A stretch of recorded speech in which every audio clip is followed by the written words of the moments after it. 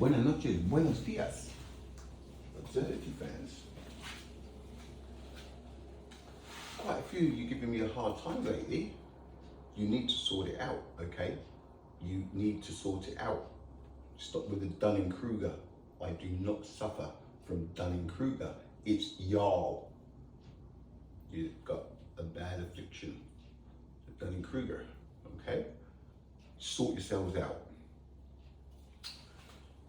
I had something exciting planned today.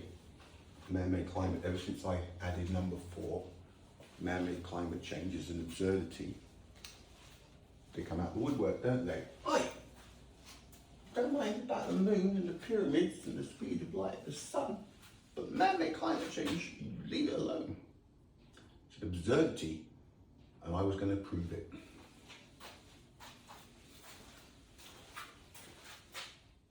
It said that the ice cores, that they prove the previous climate, etc., etc. Yeah. Right, so what do? I go to Antarctica, I dig some up, I come back on the red eye, and I'm going to surprise the science absurdity lovers. And you know what's happening? I thought, if I try and get the ice to the temperature we're more or less at now, right, I can then show everybody what happens to the ice, so that then you can see how they can tell what happens with these ice cores that go in.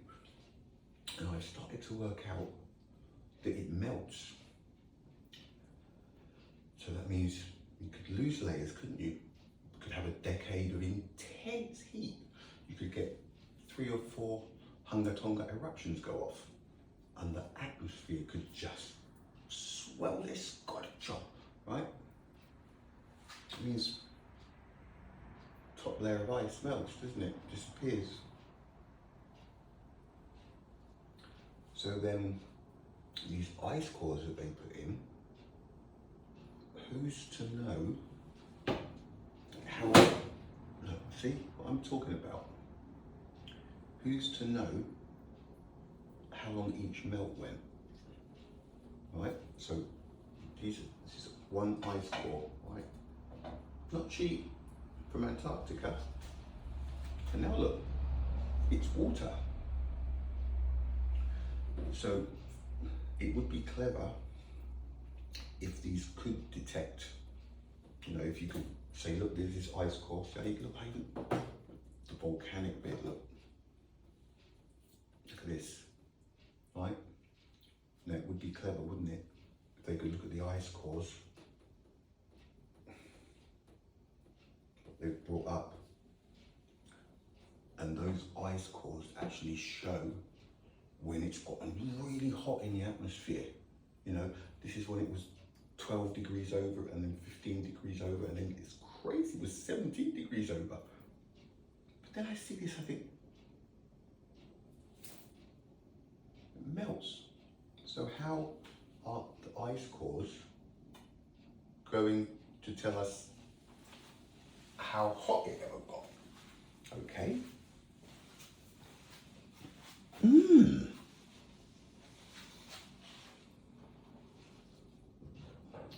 Strange one, isn't it? So I'm going to go to just, I might actually go to Antarctica again tomorrow morning to try and get some more ice cores so we could talk about this properly. But in the meantime, luckily I thought ahead. But we're going to go outside now, right? And we're going to go and see in the constellation Centauri. You know, everybody goes on about Proxima Centauri, the closest star system to our solar system. It's the closest stars to us, right? We see them every night here in Australia, boom, right? So it's called, forget that, it's called Rigil Kentaurus, right? It's Alpha Centauri A, and you've got Alpha Centauri B. So when we go out there to the field, we're going to go straight out, we look up at a star, it's actually two stars together in an orbit around each other. And they're orbiting at a fifth of the distance from here to the sun, right? A fifth of the distance from here to the sun. So what's a fifth of 150? Fifth of 150 is 30, right? So 30 million kilometers apart.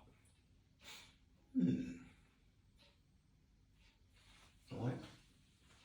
And Alpha Centauri, we can't tell. We can't tell that there's two, but the bigger one is Alpha Centauri. It's got about 10% bigger than our sun. And Alpha Centauri is a little smaller.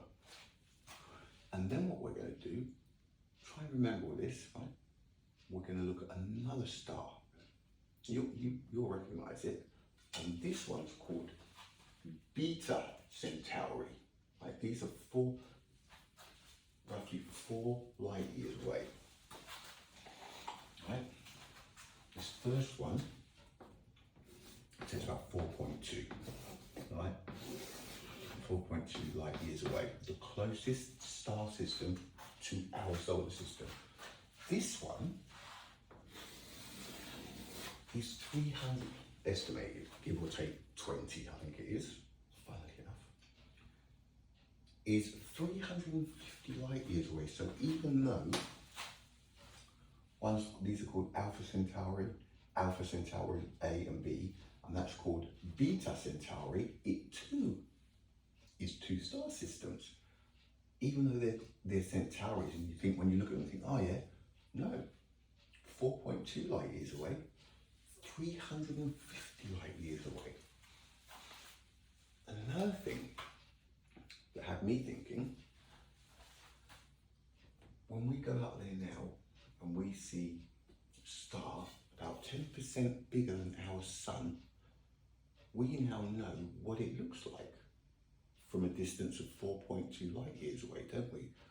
All right, what we're looking at is 10% bigger, and it's 2. But it's still a bit of an indication of, oh, people might be seeing us as that there. That's how it would look, give or take. All right, so constellation Centaurus, and we're going to go and look at Rigil Centaurus, and then the other star system to the right of it is Hadar, Beta Centauri, and it's a double system, look. Be clever, wouldn't it? Look, just melts.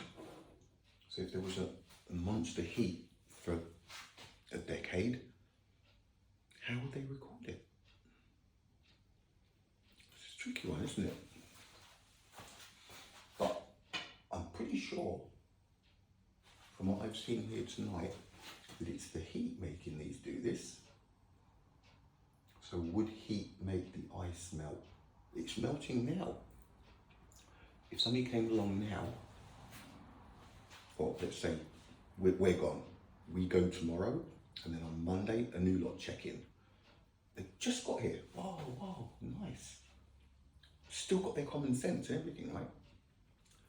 And they go and see Antarctica and they go, far out. What would they say? Would they say, damn, the ice is nearly gone? Or would they say, wow, look at this, it's cold water. We don't know how long that ice has been there. They say 800,000 years, right? But how do we know? Well, how do they know it's 800,000 years? Which is a fair question, right? Yeah, how would they know? There must be something in at the very bottom of the ice cores when they bring it up. A little tag maybe. How would they say the year back in those days? I'm being silly. Alright, let's go. They're very disappointed at that, look. But the ice cores, they know everything that's happened over how long? God, 800,000 years. So maybe when it melts and it's on the actual ice, it just doesn't, it just hangs about. Funny old game, isn't it? But I did say the other day that ice is a one-trick pony. It really is. It turns into water. Okay. So we're facing north. And now we go westerly. No, the clouds. You miserable.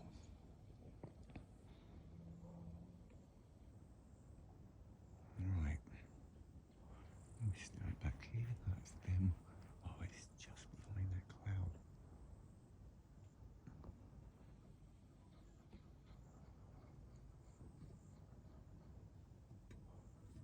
Unbelievable, isn't it? I came out earlier and I looked up, right, we'll do those tonight. I've gone too far to turn back now. Oh, look. There she is. Right, I'm going to put this down. Right.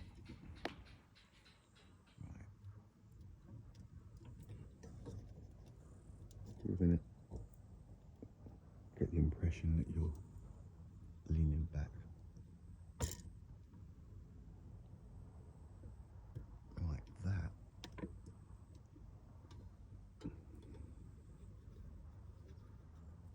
It's Proxima. Look at them, both of them. Right? Now, the one on the left, that one there, is the closest star system to planet Earth, and there's two of them. Look at that. I'm just going to get this tripod so I can.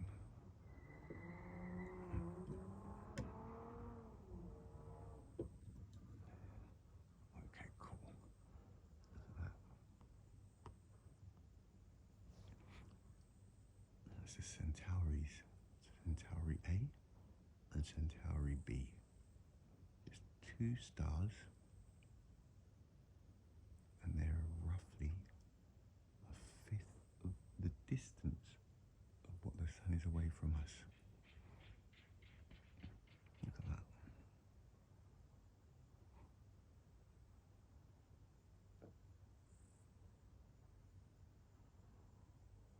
Right, and then if we go over to the right, it's getting a bit cloudy again. And that was, what was that again? Oh no, that's Proxima B, isn't it? B, right? And this one, that's this star system here, is 350 light years away. And it too is a binary system. So it's two stars, look. You can see something just to the right of that actually. But I can't see it with a naked eye.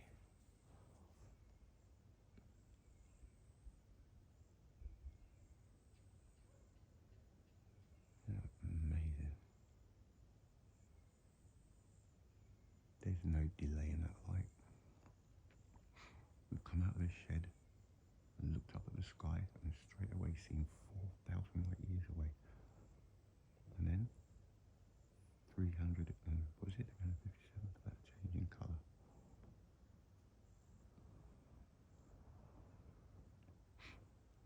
That, if it went supernova right now, you'd see it right now.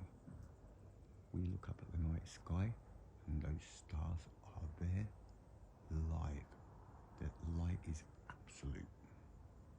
There is no delay. And the last thing, well, let's go out and have a look at it.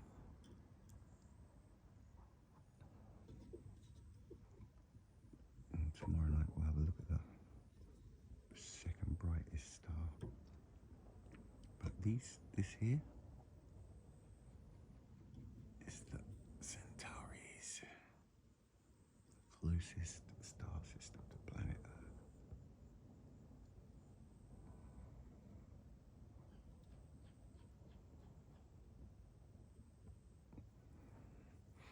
That's so cool.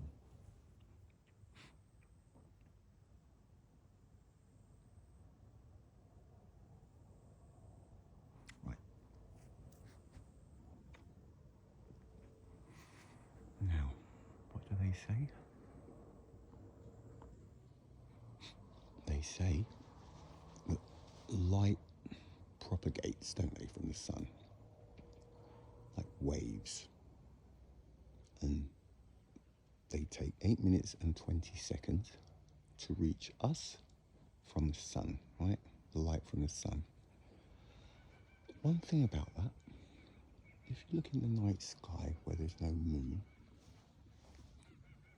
it's just dark.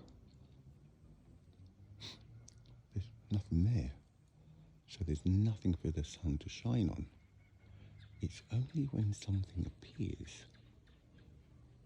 that we'd even know that the sun was there, behind us, down under, right? My point being, if there's nothing over there, where does the light propagate to? It just propagates in empty space? Because right now, we should see light, shouldn't we? A big wave of light propagating and stuff. No.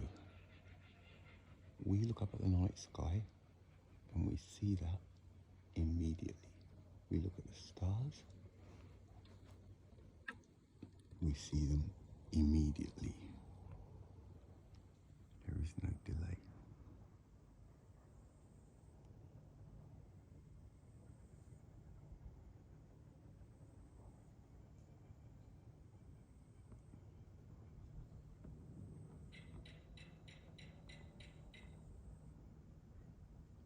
Proxima Centauri, 4.2 light years away. It's actually 2 stars. And one of them is 1/10 bigger than our sun. So we would look like that, but just a little bit smaller. Maybe a fair bit smaller because there's 2 of them, if you know what I mean. But that's what we would look like to someone.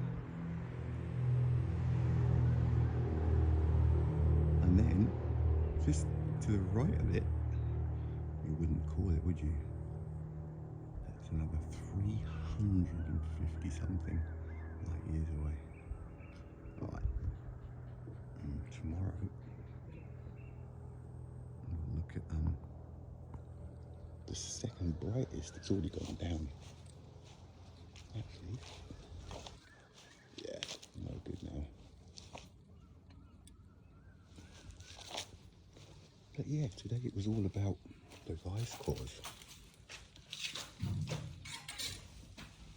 Once you realise, oh, look at the mess, look, all those valuable ice cores. And this is what will happen with the heat, isn't it?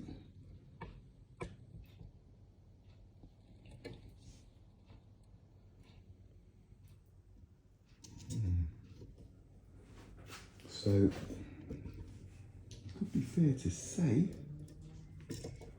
I mean, I'm sure that they've got some method.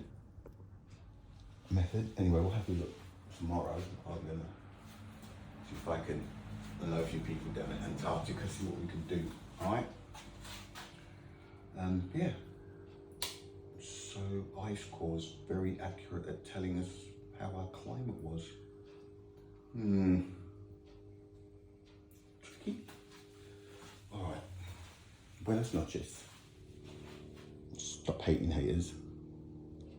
Pull yourselves together. Get some common sense between you and start thinking. I am not wrong. And I'm not arrogant either, I'm just saying. Laters.